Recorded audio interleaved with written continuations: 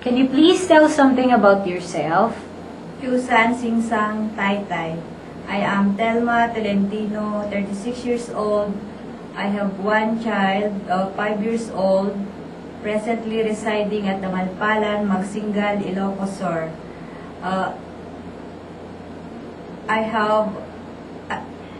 We have 6 in the family. My father's name is Guillermo Tolentino. She's a farmer.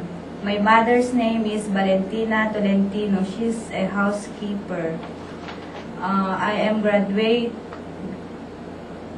at University of Baguio. I took up associates in arts, hotel, restaurants, management.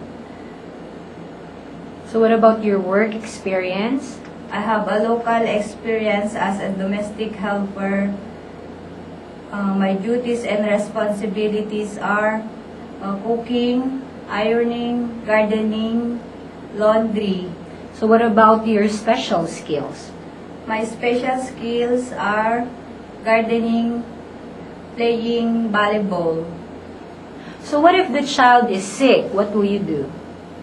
I will get the temperature of the child and I will tell to her, Mom.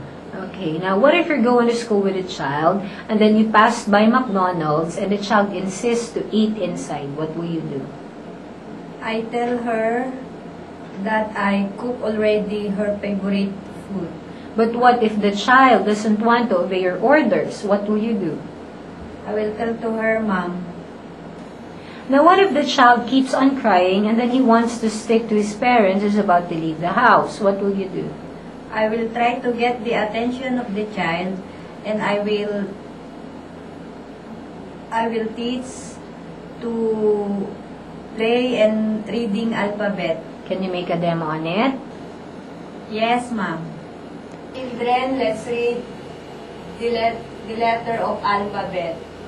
A as in apple, B as in books, C as in cats, D as in dwarf, E as in eggplant, F as in fairy, G as in girl, H as in house, I as in ice cream, J as in Jexy,